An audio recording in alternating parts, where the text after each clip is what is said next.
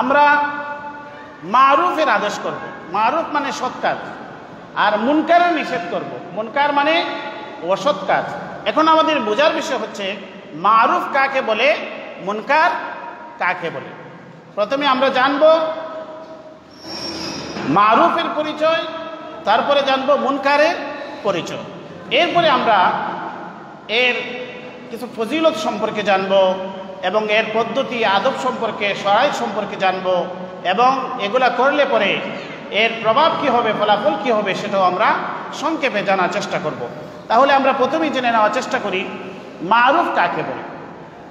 মারুফের পরিচয় দিতে গিয়া উলামায়ে কেরাম কিতাবের মধ্যে লিখছেন ইসমুন জামিউন লিকুল্লি মা উরিফা মিন তাআতিল্লাহি ওয়াত তাকাররুবু ইলাইহি বিফি'লিল ওয়াজিবাতি ওয়াল মানদুবাত। উলামায়ে কেরাম মারুফের যে সংজ্ঞা দিয়েছেন এটা হচ্ছে এমন সকল ফরজ ও নফল কাজের সমষ্টিক নাম যাতে আল্লাহর আনুগত্য ও নৈকট্যে আছে বলে জানা যায়, যার মধ্যে আল্লাহর নৈকট্য এবং আল্লাহর আনুগত্য আছে বলে জানা যায়, এটার নাম হচ্ছে কি মারুফ। তাহলে মারুফের সঙ্গে আমরা জেনে নিলাম যে এমন বিষয়ের সমষ্টিক নাম হচ্ছে মারুফ। লিকুল্লি মা উরিফা মিন তাআতিল্লাহি ওয়াত তাকাররুব, যে জিনিসের মধ্যে জানা যায় যে এটার মধ্যে আল্লাহর ইতাআত আছে, আল্লাহর আনুগত্য আছে এবং আল্লাহর নৈকট্য অর্জন হয়। এটা ওয়াজিবও হতে পারে, মানদুব জায়েজ মুস্তাহাবের মতো হতে পারে। এখন আমরা জানব মুনকার কাকে বলে।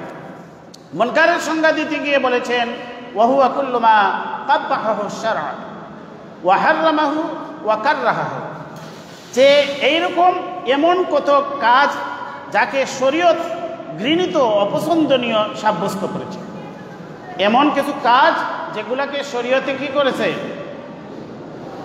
ঘৃণিত এবং অপছন্দনীয় সাব্যস্ত করেছে, এই বিষয়ের নাম হচ্ছে কি মুনকার। তাহলে আমরা মারুফ জানলাম, মুনকার জানলাম। মারুফ শব্দের শাব্দিক অর্থ হচ্ছে পরিচিত। মারুফ শব্দের শাব্দিক অর্থ হচ্ছে পরিচিত, কল্যাণকর, ভালো, পজিটিভ। আর মুনকার শব্দের শাব্দিক অর্থ হচ্ছে অজ্ঞাত, অপরিচিত, গর্হিত, নিন্দিত। এই কাজগুলাকে মুনকার বলে। এখন আমাদের বোঝার বিষয় আছে যে মারুফ, আমর বিল মারুফ, নহি আনিল মুনকারের তাৎপর্য কি। এই তাৎপর্য সম্পর্কে কিতাবের মধ্যে কয়েকটি আয়াতের রেফারেন্স দেওয়া হয়েছে। প্রথম হচ্ছে যে আল্লাহ পাক রব্বুল আলামিন আমর বিল মারুফ নহি আনিল মুনকারের জন্য যুগে যুগে রাসূলদেরকে প্রেরণ করেছেন। রাসূলদেরকে প্রেরণ করার কারণ হচ্ছে রুসুলাম মুবাশশিরিনা ওয়া মুনযিরিনা, রুসুলাম মুবাশশিরিনা ওয়া মুনযিরিনা লিআল্লা ইয়াকুনা আলাল্লাহি হুজ্জা। আল্লাহ পাক রব্বুল আলামিন রাসূলদেরকে রাসূল হিসেবে, ভয় প্রদর্শনকারী হিসেবে প্রেরণ করেছেন যাতে করে মানুষ আল্লাহর বিরুদ্ধে কোনো হুজ্জত প্রমাণ পেশ না করতে পারে। কারণ মানুষ বলতে পারে যে আল্লাহ, আমরা যে অন্যায় করেছি এই পৃথিবীতে, আমরা যে অন্যায় করে আমরা শাস্তির মুখোমুখি হয়েছি, এই অন্যায় থেকে বিরত থাকার জন্য তো আমাদের কাছে কেউ আসে নাই, কেউ তো আমাদেরকে বলে নাই যেটা অন্যায়। এজন্য মানুষ যেন আল্লাহর বিরুদ্ধে হুজ্জত প্রমাণ পেশ করতে না পারে, এই জন্য আল্লাহ পাক রব্বুল আলামিন যুগে যুগে রাসূল প্রেরণ করেছেন, সতর্ককারী প্রেরণ করেছেন, যারা মানুষকে অন্যায় গর্হিত কাজ থেকে সতর্ক করেছেন, মানুষকে ভালো কাজের আদেশ দিয়েছেন। দ্বিতীয় হচ্ছে দায় মুক্তির জন্য। আমরা মানুষ হিসেবে, ভালো মানুষ হিসেবে আমরা, আমাদের একটি দায় আছে, সামাজিক দায় রয়েছে, পারিবারিক দায় রয়েছে। এই দায় মুক্তির জন্য আমি ভালোকে ভালো বলতে হবে, মন্দকে মন্দ বলতে হবে এবং মানুষকে সতর্ক করতে হবে। পবিত্র কুরআনুল কারীমের মধ্যে আল্লাহ পাক রব্বুল আলামিন একটি ঘটনার প্রেক্ষিতে বলেছেন ক্বালু মাযিরাতান ইলা রাব্বিকুম, ক্বালু মাযিরাতান ইলা রাব্বিকুম ওয়া লাআল্লাহুম ইয়াত্তাকুন। সেখানে একটি ঘটনার প্রেক্ষিতে আল্লাহ পাক রব্বুল আলামিন এই আয়াতটা বর্ণনা করেছেন যে দাউদ আলাইহিস সালামের আমলে কিছু মানুষ অন্যায় কাজে জড়িত হয়ে গিয়েছিল। যখন তারা অন্যায় কাজে জড়িত হয়েছিল, এই অন্যায় কাজটা ছিল আল্লাহর নিষিদ্ধ বস্তুতে, নিষিদ্ধ কাজের মাঝে তারা জড়িত হয়ে গেছিল। সেখানে ওই যুগে দাউদ আলাইহিস সালামের আমলে তারা তাদের সাপ্তাহিক যে ইবাদতের দিনটি ছিল সেটা ছিল শনিবার। আমরা শুক্রবারে বিশেষ ইবাদত জুমার জন্য আমরা মসজিদে একত্রিত হই। আর সেই যুগে দাউদ আলাইহিস সালামের আমলে ওনার অনুসারী যারা ইহুদি ছিল তারা শনিবারে তাদের ইবাদতের বিশেষ দিন ছিল। আর এই শনিবারে তাদের যে বাসিন্দা, তাদের বসবাসের যে স্থানটা ছিল সেটা ছিল নদীর পাড়ে, সমুদ্রের পাড়ে তারা বসবাস করত। এই সমুদ্রের পাড়ে তারা বসবাস করত, এই জন্য শনিবারে তাদের কাছে সমুদ্রের মাছগুলি শনিবারে একদম উপরে চলে আসতো, সৈকতে চলে আসতো। তো আল্লাহর পক্ষ থেকে দাউদ আলাইহিস সালাম তাদেরকে বলে দিলেন যে তোমরা শনিবারে মাছ মারতে পারবা না। শনিবারে যেহেতু প্রাকৃতিকভাবে এই মাছগুলা একদম সৈকতে চলে আসে, একদম পানির উপরে চলে আসতো, এটা একটা বিশেষ কারণ ছিল। তাদেরকে পরীক্ষা করার জন্য আল্লাহর পক্ষ থেকে বলা হলো তোমরা শনিবারে মাছ মারা তোমাদের জন্য নিষিদ্ধ। কিন্তু এখানে দুইটা পক্ষ হয়ে গেল। এক পক্ষ এই শনিবারেই তারা মাছ মারত এবং কৌশলে তারা মাছগুলাকে আটকে রাখত, আর আরেক পক্ষ তারা মাছ মারে নাই, আল্লাহর নবীর কথা শুনেছে এবং তাদেরকে বিরত রাখার চেষ্টা করেছে। তো এই প্রসঙ্গে আল্লাহ পাক রব্বুল আলামিন বলেন, ওয়াসআলহুম আনিল ক্বরিয়াতিল্লাতী কানাত হাযিরাতাল বাহরি ইয ইয়াদুনা ফিস সাবতি। তাদেরকে আপনি জিজ্ঞেস করুন, অর্থাৎ ওই সম্প্রদায় বনি ইসরাইল যারা তো এই আগের ইতিহাস তারা জানে, তাদেরকে আপনি জিজ্ঞেস করুন। আমাদের নবীকে বললেন আনিল ক্বরিয়া, ওই জনপদের সম্পর্কে, আল্লাতী কানাত হাযিরাতাল বাহরি, যারা সমুদ্রের পাড়ে বসবাস করত। ইয ইয়াদুনা ফিস সাবতি, শনিবারের ব্যাপারে যারা সীমা লঙ্ঘন করেছিল। ইয তাতিহিম হিতানুহুম ইয়াওমা সাবতিহিম, তাদের ইয়াওমা সাবতিহিম শুরআন, শনিবারে মাছগুলো একদম উপরে চলে আসতো। ওয়া ইয়াওমা লা ইয়াসবিতুন, আর শনিবার না হলে এভাবে তারা মাছগুলা উপরে বাসতো না। লা তাতিহিম وَإِذْ قَالَتْ طَائِفَةٌ مِّنْهُمْ لِمَ تَعِظُونَ قَوْمًا اللَّهُ مُهْلِكُهُمْ أَوْ مُعَذِّبُهُمْ عَذَابًا شَدِيدًا, যখন তাদেরকে একটি তায়েফা, তাদের একটি অংশ তাদেরকে বলল, ওই অন্যায়কারীদেরকে, যে তোমরা এটার থেকে বিরত থাকো, তোমরা এই অন্যায় কাজে জড়িত হবে না। তখন তারা বলল, লিমা তাইদুনা কওমান ইল্লাহু মুহলিকুহুম আও মুআযযিবুহুম আযাবান শাদীদা, আল্লাহ যদি তাদের গজব দিবেন তোমাদের কি, তোমরা এদেরকে বাধা দেও কেন? তখন এর জবাবে ওই ভালো মানুষগুলি সমাজের তারা বলছিল, ক্বালু মাযিরাতান ইলা রাব্বিকুম ওয়া লাআল্লাহুম ইয়াত্তাকুন, আমরা যে তোমাদেরকে বাধা দেই এই অন্যায় কাজ থেকে, এর অর্থ হচ্ছে দায় মুক্তি। কারণ আমরা শুধু একাই আমরা ভালো থাকলাম তা নয়, তোমরাও যেন ভালো থাকো, তোমরাও যেন আল্লাহর অন্যায় কাজে জড়িত না হও, এটা আমাদের একটি সামাজিক দায়বদ্ধতা রয়েছে। এই সামাজিক দায়বদ্ধতার কারণে আমরা তোমাদেরকে কি করি, তোমাদেরকে এই অন্যায় কাজ থেকে বিরত থাকার জন্য তোমাদেরকে আহ্বান জানাই। এই হচ্ছে দায় মুক্তি। তাহলে আমরা প্রথম জানলাম যে আমরা যে মানুষকে সৎ কাজের আদেশ দিব, অসৎ কাজের নিষেধ করব, এর প্রথম আমরা কারণ বলেছি যে মানুষ যেন বলতে না পারে যে আমরা যে অন্যায় কাজ করেছি কেউ আমাদেরকে বলে নাই। এই জন্য আগের আয়াতের মধ্যে আমরা বলেছি। দ্বিতীয় হচ্ছে আমাদের দায় মুক্তির জন্য, অর্থাৎ সমাজে যারা ভালো মানুষ তাদের জন্য আল্লাহ জিজ্ঞেস না করে যে তোমার সমাজে যে অন্যায় হয়েছে, তোমার পাশে তোমার স্ত্রী, তোমার কন্যা, তোমার পরিবার, তোমার সমাজের মানুষ যে তোমার সম্মুখে অন্যায় কাজ করেছে, তুমি তাদেরকে অন্যায় কাজ থেকে বিরত রাখার চেষ্টা কেন করো নি? এই জন্য এখানে দায় মুক্তির জন্য এই আয়াতটার মাঝে ওই সমস্ত সমাজের ভালো মানুষ যারা অন্যায় কাজের বিরোধিতা করত, অন্যায় থেকে মানুষকে বিরত রাখার চেষ্টা করত, তাদের কথাটা আল্লাহ এখানে নকল করে বলেছেন যে এটা তারা বলেছিল, ক্বালু মাযিরাতান ইলা রাব্বিকুম ওয়া লাআল্লাহুম ইয়াত্তাকুন, তারা সেখানে জবাব দিয়েছিল যে আমরা মাযিরাতান ইলা রাব্বিকুম, তোমাদের প্রভুর কাছে যেন আমরা উযর পেশ করতে পারি, আমাদের দায় মুক্তির জন্য পেশ করতে পারি যে আমরা তাদেরকে বুঝিয়েছিলাম। এর পরিণতি কি হয়েছে? ফালাম্মা নাসু মা যুক্কিরু বিহি আনজাইনাল্লাযীনা ইয়ানহাউনা আনিস সূ ফালাম্মা নাসু মা যুক্কিরু বিহি, তাদেরকে যে আদেশ দেওয়া হয়েছে, নিষেধ দিয়েছিল, তারা দেওয়া হয়েছিল, তারা এগুলা ভুলে গিয়েছিল। তাদেরকে যে এই মাছ মারতে নিষেধ করা হয়েছিল শনিবারে, এই বিষয়টা তারা কি করেছে? তারা এই আদেশটাকে ভুলে গিয়েছে। ফালাম্মা নাসু মা যুক্কিরু বিহি আনজাইনাল্লাযীনা ইয়ানহাউনা আনিস সূই, আল্লাহ পাক রব্বুল আলামিন বলেন, যারা আমার আদেশকে অমান্য করে এই অন্যায় গর্হিত কাজের মাঝে যারা জড়িত হয়েছিল তাদেরকে আমি ধ্বংস করে দিয়েছি।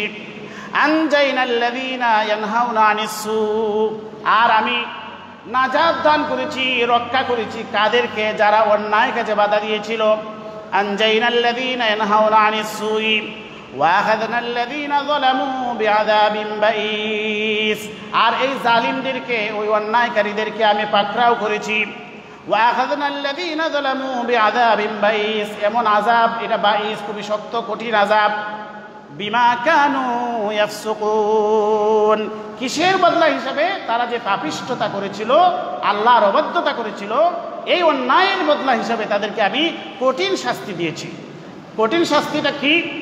ফালাম্মা আতাউ আম্মা নুহু আনহু, তারা তাদের এই নিষিদ্ধ কাজে তারা যখন সীমা লঙ্ঘন করেছে, তারা এই নিষিদ্ধ কাজে যখন তারা অন্যায়ভাবে তারা এই জড়িত হয়েছে, কুলনা লাহুম কুনু কিরাদাতান খাসিন, আল্লাহ বলেন তাদেরকে আমি বলে দিলাম তোমরা বানরে পরিণত হয়ে যাও, লাঞ্ছিত বানরে তোমরা পরিণত হয়ে যাও, তোমরা বানরে পরিণত হয়ে যাও। সত্যিকার অর্থে দেখা গেল যে এই যে সমস্ত লোকগুলা আল্লাহর অবাধ্য কাজে, অন্যায় কাজে যারা জড়িত হয়ে গিয়েছিল, তাদের মাঝে তাদের থেকে এই ভালো মানুষগুলো আলাদা হয়ে গিয়েছিল। এই ভালো এবং মন্দ তারা একত্রে বসবাস করে নাই। একই পরিবারে দেখা গেল যে এক ভাই সে অন্যায় কাজে জড়িত, আর এক ভাই ন্যায় পথে আছে, এই জন্য দুই ভাই আলাদা হয়ে গেল। একই পরিবারের পাট হয়ে ভালো মানুষগুলা একদিকে চলে গেল, মন্দ মানুষগুলা ওই অন্যদিকে চলে গেল। ওই মন্দ মানুষগুলা তারা শনিবারে মাছ মারার মাঝে লিপ্ত থাকলো। হঠাৎ করে দেখা গেল যে ওই যে মন্দ বসতি ছিল, এই মন্দ বসতির মধ্যে আর কোনো কোলাহল শোনা যায় না, মানুষের কোনো আওয়াজ শোনা যাচ্ছে না। ওই ভালো মানুষগুলা তারা ওই বস্তিতে গেল, গিয়া দেখলো যে তারা সবগুলা, সেখানে যারা যুবক ছিল তারা বানরে পরিণত হয়ে গেল, আর যারা বৃদ্ধ ছিল তারা শুয়োরে পরিণত হয়ে গেল। এই অবস্থায় তারা এই বানর হওয়ার পরেও, শুয়োরে পরিণত হওয়ার পরেও তারা তাদের আত্মীয় স্বজনকে দেখে চিনতে পারল, এবং তাদের আত্মীয় স্বজনকে দেখে তারা কান্নাকাটি করতে লাগলো, আফসুস করতে লাগলো। কিন্তু তাদের এই আফসুস আর কোনো কাজে আসলো না। 3 দিন পর্যন্ত তারা এই অবস্থার মধ্যে ছিল। এরপরে তারা সবাই সমূলে ধ্বংস হয়ে গেল, তারা মৃত্যুবরণ করলো। নবী করিম সাল্লাল্লাহু আলাইহি ওয়াসাল্লামকে একজন সাহাবী জিজ্ঞেস করলেন, ইয়া রাসূলুল্লাহ, আমাদের সমাজে বর্তমানে যে বানর এবং শুয়োরগুলা দেখা যায়, এরা কি ওই বানর এবং শুয়োরগুলা নি যারা আল্লাহর গজবে বানর এবং শুয়োরে পরিণত হয়েছিল? নবী করিম সাল্লাল্লাহু আলাইহি ওয়াসাল্লাম বললেন, না, কোন জাতিকে যদি আল্লাহ বিকৃত করে দেন গজবের মাধ্যমে, তারা পৃথিবীতে আর বেঁচে থাকে না, তাদের বংশধর আর থাকে না, তারা ধ্বংস হয়ে যায়। এই বানর এবং এই শুয়োরগুলি ওই সময় ধ্বংস হয়ে গেছে, তাদের কোনো বংশধর পৃথিবীতে বাকি নাই। ওই ঘটনার আগেও যেমন বানর শুয়োর পৃথিবীতে ছিল, এরপরেও বানর শুয়োর পৃথিবীতে থাকবে। বর্তমান বানর এবং শুয়োরের সাথে ওই আযাব গজব প্রাপ্ত বানর শুয়োরের কোনো সম্পর্ক নেই। অতএব এখান থেকে আমরা একটা জিনিস বুঝলাম যে সমাজে যদি অন্যায় হয়, তাহলে এই অন্যায় কাজকে, মানুষকে অন্যায় কাজ থেকে বাধা প্রদান করা, এটা হচ্ছে আমাদের সামাজিক দায়বদ্ধতা। যদি আমরা সামাজিক দায়বদ্ধ হিসাবে আমরা আমাদের অবস্থান থেকে আমরা যদি মানুষকে অন্যায়, নিজে যেমনভাবে আমরা অন্যায় থেকে বিরত থাকব, আমার অপর ভাইকেও আমি অন্যায় কাজ থেকে বিরত রাখবো। তাহলে এর তাৎপর্য আমরা 2টা জিনিস জানলাম। প্রথম হচ্ছে যে মানুষ যেন একথা বলতে না পারে যে আমাদেরকে কেউ সতর্ক করে নাই, এই জন্য অন্যায়কারীকে অন্যায় কাজ থেকে বিরত থাকার চেষ্টা করতে হবে। 2 নম্বর হচ্ছে যারা সমাজের ভালো মানুষ, তারা যেন দায় মুক্তি অর্জন করতে পারে, এই জন্য অন্যায় কাজের বাধা দিতে হবে। 3 নম্বর হচ্ছে কল্যাণ, যারা অন্যায় কাজে জড়িত তাদের কল্যাণের জন্য এটা প্রয়োজন। এই জন্য এই প্রসঙ্গে আল্লাহ পাক রব্বুল আলামিন বলেন ওয়াযাক্কির ফাইন্না যিকরা তানফাউল মুমিনিন, হে নবী আপনি তাদেরকে নসিহত করুন, তাদেরকে আপনি উপদেশ দিন, এই নসিহত উপদেশ তাদের জন্য কল্যাণকর হবে। তাহলে বোঝা গেল যে সমাজে যদি অন্যায়কারীদেরকে যদি আমরা বলি যে তোমরা অন্যায় কাজ করো না, তাহলে এটা তাদের জন্য কল্যাণকর হবে যদি তারা এই অন্যায় থেকে ফিরে আসে। ন্যায় কাজের আদেশ এবং অন্যায় কাজের নিষেধ, সৎ কাজের আদেশ এবং অসৎ কাজের নিষেধ সম্পর্কে, ফজিলত সম্পর্কে আল্লাহ পাক রব্বুল আলামিন বলেন ওয়াল মুমিনুনা ওয়াল মুমিনাতু বা'দুহুম আউলিয়াউ বা'দ ইয়া'মুরুনা বিল মা'রুফি ওয়া ইয়ানহাউনা 'আনিল মুনকার ওয়া ইউকিমুনাস সালাতা ওয়া ইউতুনাজ যাকাতা ওয়া ইউতিউনা আল্লাহা ওয়া রাসূলাহু উলাইকা সায়ারহামুহুমুল্লাহ। আল্লাহ পাক রব্বুল আলামিন মুমিনদের গুণাবলী বর্ণনা করতে গিয়ে বলেছেন যে মুমিনরা একে অপরের বন্ধু। ওয়াল মুমিনুনা ওয়াল মুমিনাত বা'দুহুম আউলিয়াউ বা'দ, তারা কি করে? ইয়া'মুরুনা বিল মা'রুফি ওয়া ইয়ানহাউনা আনিল মুনকার, তারা সৎ কাজের আদেশ দেয়, অসৎ কাজের নিষেধ করে। ওয়া ইউকিমুনাস সালাহ, তারা সালাত কায়েম করে। ওয়া ইউতুনাজ যাকাত, তারা যাকাত আদায় করে। উলাইকা সায়ারহামুহুমুল্লাহ, আর ওয়া ইউতিউনা আল্লাহ ওয়া রাসূলাহু, তারা আল্লাহ এবং আল্লাহর রাসূলের অনুসরণ করে। উলাইকা সায়ারহামুহুমুল্লাহ, তাদের উপরে আল্লাহর রহমত অবতীর্ণ হয়। তাহলে বোঝা গেল যে আমাদের যে দুনিয়াতে আমরা মুমিন হিসাবে আমাদের যে সমস্ত দায়িত্ব রয়েছে এর মধ্যে অন্যতম একটি হচ্ছে আমরা সৎ কাজের আদেশ দেব, অসৎ কাজের নিষেধ যদি আমরা করি তাহলে আল্লাহর পক্ষ থেকে আমাদের প্রতি রহমত আসবে। 2 নম্বর হচ্ছে আমরা যদি সৎ কাজের আদেশ দিই, অসৎ কাজের নিষেধ দিই, তাহলে আমাদের সফলতা আসবে। এ প্রসঙ্গে আল্লাহ বলেন ওয়ালতাকুম মিনকুম উম্মাতুন ইয়াদউনা ইলাল খায়রি ওয়া ইয়া'মুরুনা বিল মা'রুফি ওয়া ইয়ানহাউনা আনিল মুনকার ওয়া উলাইকা হুমুল ফাইজুন। আল্লাহ পাক রব্বুল আলামিন বলেন যে তোমাদের মধ্যে থেকে একটি দল, একটি গ্রুপ এরকম থাকবে, একটি তয়েফা থাকবে যারা মানুষকে সৎ কাজের আদেশ দিবে, অসৎ কাজের নিষেধ করবে। উলাইকা হুমুল ফাইজুন, তারাই সফল কাম। তার মানে যদি আমরা সৎ কাজের আদেশ দানকারী, অসৎ কাজের বাধা দানকারী যদি আমরা হতে পারি তাহলে আমাদের সফলতা। এই জন্য সফলতার একটি কারণ হচ্ছে যে আমরা শুধু নিজেরাই সমাজে ভালো হিসাবে থাকবো এরকম না, অন্যকেও ভালো করার চেষ্টা করব। 3 নম্বর হচ্ছে আযাব থেকে মুক্তি। আযাব থেকে মুক্তি পেতে হলে আমাদেরকে অন্যায়কারীদের অন্তর্ভুক্ত হওয়া যাবে না, আমরা অন্যায়ের প্রতিবাদকারী, অর্থাৎ আমরা অসৎ কাজ থেকে আমরা বিরত থাকবো, অন্যকে আমরা বিরতকারীদের অন্তর্ভুক্ত হব। এই জন্য আল্লাহ বলেন ফালাম্মা নাসু মা যুকিরু বিহি আনজাইনাল লাযীনা ইয়ানহাউনা আনিস সুই। এই যে দাউদ আলাইহিস সালামের ঘটনা থেকে আমরা শিক্ষা পাই যে সেখানে যারা অন্যায় কাজ থেকে মানুষকে বিরত রাখার জন্য চেষ্টা করেছে তারাই আল্লাহর গজব থেকে মুক্তি পেয়েছে। 4 নম্বর হচ্ছে আল্লাহ এবং আল্লাহর রাসূলের অভিশাপ থেকে বাঁচা যাবে। লুইনাল লাযীনা কাফারু মিন বানি ইসরাঈল আলা লিসানি দাউদ ওয়া ঈসা ইবনে মারইয়াম। যারা ওই বনি ইসরাঈলদের মধ্যে যারা মানুষকে অন্যায় কাজের আদেশ দিত, ভালো কাজ থেকে বাধা প্রদান করত, তাদের জন্য অভিশাপ ছিল, তাদের জন্য আল্লাহর পক্ষ থেকে অভিশাপ ছিল এবং ঈসা আলাইহিস সালামের পক্ষ থেকেও তাদের প্রতি অভিশাপ ছিল। অর্থাৎ তৎকালীন যুগের নবীদের পক্ষ থেকে তাদের জন্য অভিশাপ ছিল, আল্লাহর পক্ষ থেকে অভিশাপ ছিল। তাহলে আমরা দেখব আর আরেকটি আয়াতের মাঝে আল্লাহ পাক রব্বুল আলামিন বলেছেন ওয়াল মুনাফিকুনা ওয়াল মুনাফিকাতু বা'দুহুম মিন বা'দ ইয়া'মুরুনা বিল মুনকারি ওয়া ইয়ানহাউনা আনিল মা'রুফ। মুনাফিকদের যে আলামত সেটা বলেছেন যে মুনাফিকরা একে অপরের তাদের অংশ, অর্থাৎ তারা একে অপরের সাথে সংশ্লিষ্ট। তাদের কাজ কি? তারা মানুষকে মন্দ কাজের আদেশ দেয়, ইয়া'মুরুনা বিল মুনকারি ওয়া ইয়ানহাউনা আনিল মা'রুফ, আর মানুষকে ভালো কাজ থেকে বাধা প্রদান করে। অর্থাৎ মুমিন এবং মুনাফিকের বিপরীত চিত্র। মুমিনের চিত্র হচ্ছে তারা মানুষকে ন্যায়ের আদেশ দেয়, সৎ কাজের আদেশ দেয়, অসৎ কাজ থেকে বাধা প্রদান করে। আর মুনাফিকের কাজ হচ্ছে তারা অন্যায় কাজের আদেশ দেয় আর ভালো কাজ থেকে মানুষকে বিরত রাখে। তাহলে এই কয়েকটি আয়াত থেকে আমরা বুঝতে পারলাম যে আমরা আমাদের যেমনভাবে আমরা সৎ কাজ নিজে করতে হবে, অন্যকেও সৎ কাজের কথা বলতে হবে। যেমনভাবে অন্যায় কাজ থেকে নিজে বিরত থাকতে হবে, অন্যকেও আমরা বিরত থাকার চেষ্টা করতে হবে। এখন আমাদের বিষয় হচ্ছে এই যে আমরা অন্যায় কাজ থেকে আমরা মানুষকে বিরত রাখবো, ন্যায় কাজের আদেশ দেব, এই বিষয় সম্পর্কে আমাদের কিছু শর্ত রয়েছে। 1 নম্বর শর্ত হচ্ছে আমাদের জ্ঞান থাকতে হবে, ইলম থাকতে হবে। কারণ হচ্ছে জ্ঞানের মাধ্যমে আমরা বুঝতে পারবো কোনটা ন্যায় এবং কোনটা অন্যায়। অনেক ক্ষেত্রে আমরা যদি অজ্ঞতা থাকে, মূর্খতা থাকে, ইলম যদি শূন্য হয়, তাহলে সে তার মন মস্তিষ্ক মতো যে কোনো বিষয়কে সে তার মন মতো অন্যায় আখ্যা দিবে, আর যে কোনো বিষয়কে তার মন মতো ন্যায় আখ্যা দিবে। অর্থাৎ তার মধ্যে ন্যায় এবং অন্যায়ের মানদণ্ড থাকবে না যদি তার মধ্যে জ্ঞান না থাকে। এই জন্য প্রথমেই যে শর্ত, এই শর্তটা হচ্ছে যে তার মধ্যে জ্ঞান থাকতে হবে। এই প্রসঙ্গে আল্লাহ পাক রব্বুল আলামিন বলেন, قل هذه سبيلي أدعو إلى الله على بصيرة ومن اتبعني।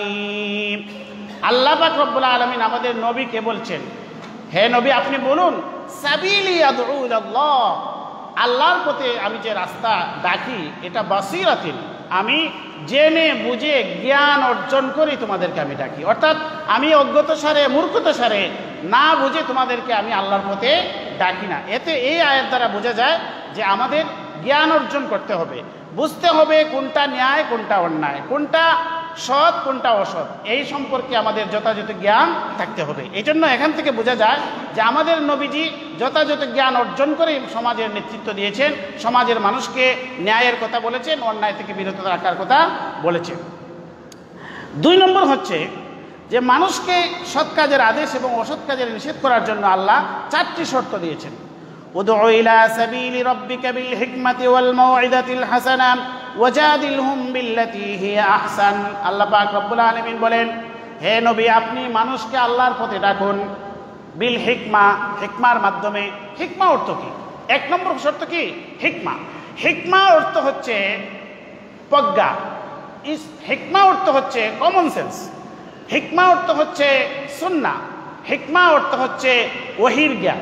অর্থাৎ আপনি প্রথমেই আপনার মধ্যে হিকমা থাকতে হবে, কোন কথাটা কোন স্থানে বলবেন, আপনার স্থান কাল পাত্র বোঝার যে যোগ্যতা সেটা থাকতে হবে।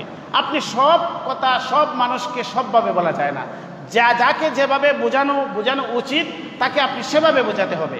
যে স্থানে যে কথাটা বলা উচিত আপনাকে সেই স্থানে শব্দ চয়ন করে বিষয়বস্তু নির্ধারণ করে সেই স্থানে আপনাকে সেই কথাটা বলতে হবে। যদি স্থান কাল পাত্র না বুঝে আপনি যদি সৎ কাজের আদেশ দিতে লাগেন আর অসৎ কাজের বাধা প্রদান করতে লাগেন, তাহলে কি হবে? হিতে বিপরীত হবে, সমাজে বিশৃঙ্খলা সৃষ্টি হবে, ফিতনা ফাসাদ সৃষ্টি হবে। এই জন্য আল্লাহর নবী সাল্লাল্লাহু আলাইহি সাল্লাম আমাদেরকে বলেছেন, 3টা স্তর দিয়েছেন। মান রাআ মিনকুম মুনকারান ফালইয়ুগাইয়িরহু বিয়াদিহি ফাইন লাম ইস্তাতি ফাবিলিসানিহি ফাইন লাম ইস্তাতি ফাবিকলবিহি ওয়া যালিকা আযআফুল ঈমান। এই অন্যায় যখন আমরা দেখব তখন আমাদেরকে 3টা স্তর দিয়েছেন। প্রথম স্তর দিয়েছেন যে তুমি শক্তি প্রয়োগ করে, মান রাআ মিনকুম মুনকারান ফালইয়ুগাইয়িরহু বিয়াদিহি, হাত দ্বারা অন্যায়কে প্রতিহত করতে হবে। এরপরে যদি তোমার এরকম সামর্থ্য না থাকে, 2 নম্বর হচ্ছে মুখ দ্বারা বলতে হবে যে এটা অন্যায়। এতটুকু যদি সামর্থ্য না থাকে, অন্তর দ্বারা এটাকে ঘৃণা করতে হবে। তাহলে আমরা দেখতে পাই যে প্রথম স্তরটা কাদের? প্রথম স্তর হচ্ছে শক্তি প্রয়োগ করে। যেমন ধরেন একটি সন্ত্রাস, সমাজে একজন সন্ত্রাসী, মাদকাসক্ত অথবা কোনো বড় অপরাধী, আমার কি সামর্থ্য আছে একজন সাধারণ মানুষ হিসেবে ওই লোককে ধরে আমি শাস্তি দিতে পারবো, তার প্রতি শক্তি প্রয়োগ করতে পারবো? এটা কার দায়িত্ব? এটা রাষ্ট্রের দায়িত্ব। এই জন্য রাষ্ট্রের দায়িত্ব সম্পর্কে অন্য আয়াতের মাঝে আল্লাহ পাক রব্বুল আলামিন বলেছেন যে মানুষদেরকে আল্লাহ পাক রব্বুল আলামিন যখন রাষ্ট্রের ক্ষমতা দান করেন তাদের কয়েকটি দায়িত্ব, এর মধ্যে অন্যতম হচ্ছে ইয়ামুরুনা বিল মারুফ ওয়া ইয়ানহাউনা আনিল মুনকার। তাদের দায়িত্ব হচ্ছে সৎ কাজের আদেশ এবং অসৎ কাজের বাধা প্রদান। এই বাধা প্রদানের যে চরম যে শক্তি সেটা রাষ্ট্রের হাতে রয়েছে। সন্ত্রাসীদেরকে দমন করার জন্য, অন্যায়কারীদেরকে দমন করার জন্য যে সর্বোচ্চ শক্তি প্রয়োগ, সে দায়িত্ব রাষ্ট্রের কাছে রয়েছে। অতএব যে দায়িত্ব রাষ্ট্রের, সেখানে আমি হাতে তোলার আমাদের কোনো অধিকার সাধারণ মানুষের নেই। আমি রাষ্ট্রের আইনের সহায়তা নিতে পারি, আইনের দ্বারস্থ হতে পারি, একজন অন্যায়কারীর সম্পর্কে রাষ্ট্রের কাছে আমি অভিযোগ পেশ করতে পারি যে এই ব্যক্তি অন্যায়কারী, সে সন্ত্রাসী অথবা সে সমাজবিরোধী, আমি জানাইতে পারি, এবং আইন শৃঙ্খলা রক্ষাকারী বাহিনী সেটা তদন্ত করে তাদেরকে গ্রেপ্তার করে সে দৃষ্টান্তমূলক শাস্তি রাষ্ট্রের মাধ্যমে, আদালতের মাধ্যমে তার দৃষ্টান্ত পেশ করবে। অতএব নবী করিম সাল্লাল্লাহু আলাইহি ওয়াসাল্লাম আমাদেরকে যে প্রথম কথাটা বলেছেন যে মান রাআ মিনকুম মুনকারান ফালিগাইয়িরহু বিয়াদিহি, হাত দ্বারা প্রতিহত করা, এটার চরম পর্যায়ে পরিপূর্ণ ক্ষমতা রয়েছে রাষ্ট্রের হাতে। 2 নম্বর হচ্ছে যে ফাইল্লাম ইয়াস্তাতি ফাবিলিসানিহি, মুখ দ্বারা কথা বলা, অর্থাৎ আমি যদি একটি অন্যায় সৃষ্টি হতে পারে, সামাজিক শান্তি শৃঙ্খলা বিনষ্ট হতে পারে, অথবা সব স্থানে সব কথা বলা যায় না, এক্ষেত্রে আমাকেও এই ক্ষেত্রে যদি আমি না পারি তাহলে অন্তর দ্বারা এই অন্যায়কে ঘৃণা করতে হবে। এই জন্য নবী বলেছেন, যদি দেখেন নবী আমাদেরকে প্রথমটাই বলতে পারতেন যে সর্বক্ষেত্রেই তোমাকে হাত দ্বারা প্রতিহত করতে হবে, তাহলে তো আমাদের কোনো উপায়ই ছিল না। এই জন্য বোঝা যায় যে স্থান কাল পাত্র ভেদে কে কোন কাজটা কোন সময় করতে পারবে, এই জন্য আমাদেরকে একটি সুন্দর একটি হিকমা আল্লাহর নবী আমাদেরকে শিক্ষা দিয়েছেন। এই জন্য আমাদেরকে হিকমা থাকতে হবে। উদউ ইলা সাবিলি রাব্বিকা বিল হিকমা ওয়াল মাউইযাতিল হাসানা, তারপরে মানুষকে নরম কথা, মাউইযায়ে হাসানা, ওয়াজ এবং মাউইযা অর্থে মানুষকে উত্তম শুভেচ্ছামূলক কথা মানুষকে বলবে, হাসানা উত্তম পদ্ধতিতে মানুষকে নরম কথা বলতে হবে। ওয়াজাদিলহুম বিল্লাতি হিয়া আহসান, 4 নম্বর শর্ত হচ্ছে কারো সাথে যদি কোনো হক কথা মানুষকে বোঝাইতে গিয়ে যদি তর্ক হয় তাহলে কুতর্কে জড়ানো যাবে না, মানুষকে গালাগালি করা যাবে না, অশ্রদ্ধা করা যাবে না, তার সম্মানে আঘাত করা যাবে না। বিল্লাতি হিয়া আহসান, যেটা উত্তম পদ্ধতি সেই পদ্ধতি অবলম্বন করতে হবে। আর হচ্ছে কি নম্রতা অবলম্বন করতে হবে, কখনো কঠোরতা অবলম্বন করা যাবে না। এই জন্য হযরত মূসা আলাইহিস সালাম এবং ওনার ভাই হারুন আলাইহিস সালাম দুইজনকে যখন ফেরাউনের কাছে নির্দেশ দেওয়া হয়েছিল তখন বলা হয়েছে ফাকুলা লাহু কাওলান লাইয়িনান লাআল্লাহু ইয়াতাযাক্কারু আও ইয়াখশা। আল্লাহ পাক তাদেরকে নির্দেশ দিয়েছিলেন যে ফেরাউনের কাছে যাও, গিয়ে তাকে নম্রতার সাথে, ভদ্রতার সাথে, মার্জিত ভাষায় তাকে বোঝাও যে সে অন্যায়ের মধ্যে আছে। যদি তার সাথে গিয়ে তুমি অমার্জিত আচরণ করো, তার সাথে যদি আপনারা যে সমস্ত শিষ্টাচার বহির্ভূত আচরণ যদি করেন, তাহলে এখানে সে আপনার নসিহত গ্রহণ করবে না, বরং আপনাদেরকে সে কঠোর শাস্তি দেবে। এর থেকে বোঝা যায় যে কোনো মানুষকে যদি আপনি অন্যায়ের কাজটা বলতে চান তাহলে তাকে মার্জিত ভাষায়, নম্র ভাষায় তাকে বলতে হবে। এবং আমাদের নবী করিম সাল্লাল্লাহু আলাইহি ওয়াসাল্লাম নম্রভাষী ছিলেন। কুরআনের মধ্যে বলা হয়েছে ওয়ালাউ কুনতা ফাযযান গালিযাল কলবি লানফাদ্দু মিন হাওলিক, হে নবী আপনি যদি কঠিন হৃদয়ের হতেন, আপনার মধ্যে যদি নম্রতা না থাকতো তাহলে আপনাকে ছেড়ে মানুষ চলে যেত, আপনার জন্য মানুষ এত পাগল হইতো না। অর্থাৎ বোঝা গেল নবী করিম সাল্লাল্লাহু আলাইহি ওয়াসাল্লাম মানুষকে যে নসিহত করেছেন, মানুষকে অন্যায় থেকে বিরত রাখার জন্য তার ভিতরে দরদ ছিল, সহমর্মিতা ছিল, নম্রতা ছিল, ভদ্রতা ছিল এবং সুন্দরভাবে মানুষকে অন্যায় থেকে বিরত রেখেছেন। এই জন্যই মানুষকে যদি তিনি শক্তি প্রয়োগ করে তিনি যদি মানুষকে দিনে আনতেন তাহলে মুহাম্মদুর রাসূলুল্লাহ দুনিয়া থেকে যাওয়ার পরে পরে সব মুসলমানরা অমুসলিম হয়ে যেত। আজও পর্যন্ত 1500 বছর পরেও মুহাম্মদুর রাসূলুল্লাহর আদর্শকে মানুষ আঁকড়ে ধরে আছে, নবীর জন্য জীবন দিতে প্রস্তুত হয়ে যায়। কেন? নবী করিম সাল্লাল্লাহু আলাইহি ওয়াসাল্লাম শক্তি প্রয়োগ করে তিনি মানুষকে দিনের পথে আনেন নাই, তিনি এনেছিলেন নম্রতা, ভদ্রতা সাথে, শালীনতার